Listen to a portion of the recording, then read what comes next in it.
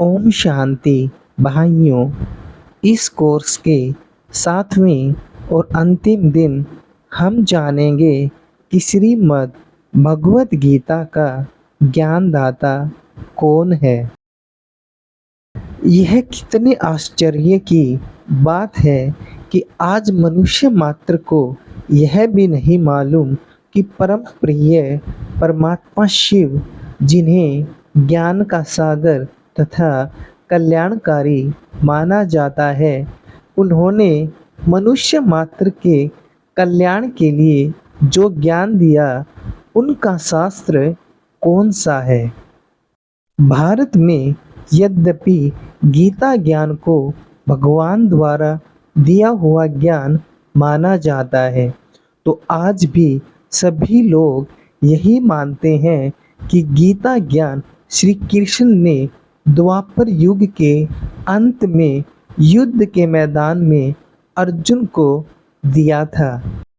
वास्तव में गीता ज्ञान द्वापर युग में नहीं बल्कि संगम युग में दिया गया था। चित्र में यह अद्भुत रहस्य चित्रित किया गया है कि वास्तव में गीता ज्ञान निराकार परमपिता परमात्मा शिव ने दिया था और फिर गीता ज्ञान से सतयुग में श्री कृष्ण का जन्म हुआ। अतः गोपेश्वर परमपिता परमात्मा शिव श्री कृष्ण के भी पारलौकिक पिता हैं। गीता में भगवान ने स्पष्ट कहा है कि मैं अधर्म का विनाश तथा सत्य धर्म की स्थापनार्थ ही अवतरित होता हूँ। अतः भगवान के अवतरित होने तथा गीता ज्ञान देने के बाद तो धर्म की तथा दैवी स्वभाव वाले संप्रदाय की पुनः स्थापना होनी चाहिए, परंतु सभी जानते और मानते हैं कि द्वापर युग के बाद तो कलयुग ही शुरू हुआ, जिसमें तो धर्म की अति ही हानि हुई और मनुष्यों का स्वभाव और ही तमो प्रधान हो गया। अतः जो लोग यह मानते हैं कि भगवान ने गीता ज्ञान द्वापर युग के अंत में दिया, उन्हें सोचना चाहिए कि क्या गीता ज्ञान देने और भगवान के अवतरित होने का यही फल हुआ कि कलयुग आया। क्या गीता ज्ञान देने के बाद अधर्म का युग प्रारंभ हुआ। इसके अतिरिक्त यदि द्वापर युग के अंत में गीता ज्ञान दिया गया होता, तो कलयुग के तमो प्रधान काल में उसका सुख ही भोगा नहीं जा सकता। आज भी आप देखते हैं कि दिवाली के दिनों में श्री लक्ष्मी का आह्वान करने के लिए सभी लोग अपने घरों को साफ सुथरा करते हैं तथा दीपक आदि जलाते हैं।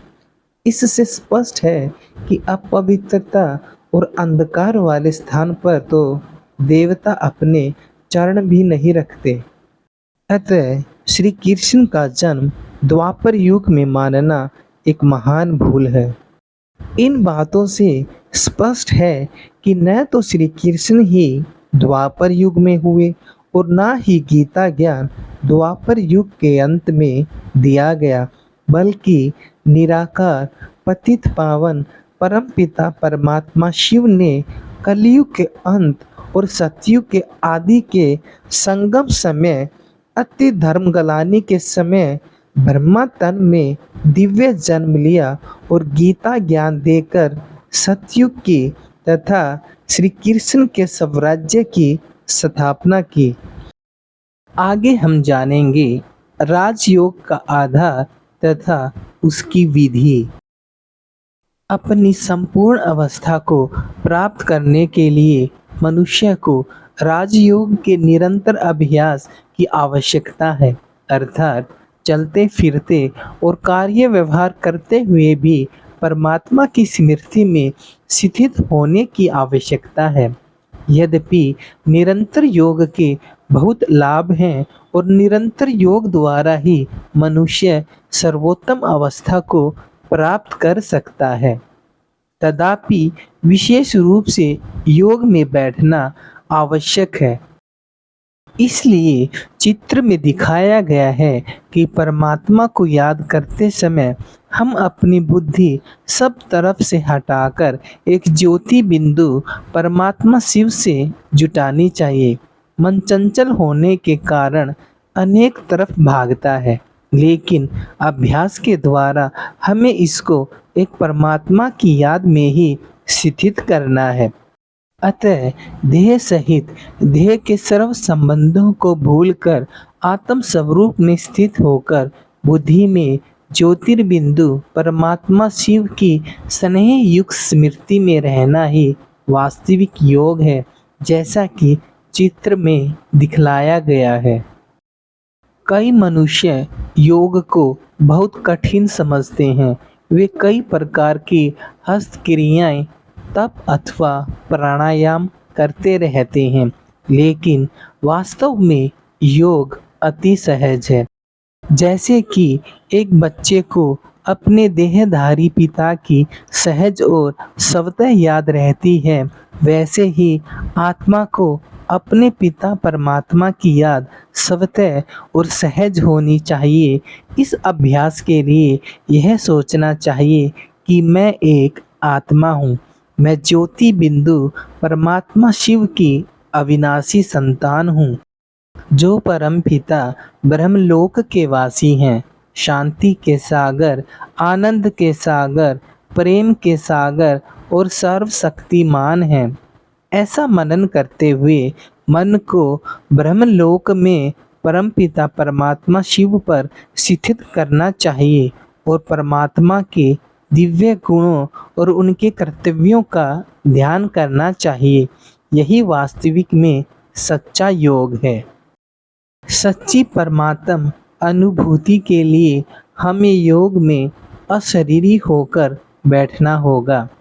अपने को अशरीरी आत्मा समझना होगा, तभी हम अपनी मन की तार परमात्मा से जोड़ सकते हैं। दूसरी बात यह है कि जो परमात्मा को नाम रूप से न्यारा व सर्वव्यापक मानते हैं, वे अपने मन को ठिकाना दे ही नहीं सकते। परंतु अब तो यह स्पष्ट हो गया है कि परमात्मा का दिव्य नाम शिव, दिव्य रूप ज्योति बिंदु और दिव्य धाम परम धाम अथवा ब्रह्मलोक है। अतः हम वहाँ अपने मन को टिका सकते हैं। भाइयों, इस प्रकार परमात्म ज्ञान के कोर्स के इन 7 दिनों में हमने स्वयं को, परमात्मा के दिव्य कर्तव्य को और सृष्टि के आदि मध्य अंत को जाना। यह परमात्म ज्ञान जब स्वयं परमात्मा अवतरित होते हैं, हमें केवल इसी समय यानी संगम युग में प्राप्त हो सकता है। आप सभी से निवेदन है कि परमात्मा के इस ज्ञान को गहराई से समझें और इस पर चिंतन अवश्य करें। 7 दिन के कोर्स के इन वीडियोस को समय निकालकर पूरा अवश्य देखें, क्योंकि कहा जाता है कि अभी नहीं तो कभी नहीं। तो मिलते हैं आपसे बाबा के ज्ञान की अगली वीडियो में। ओम शांति।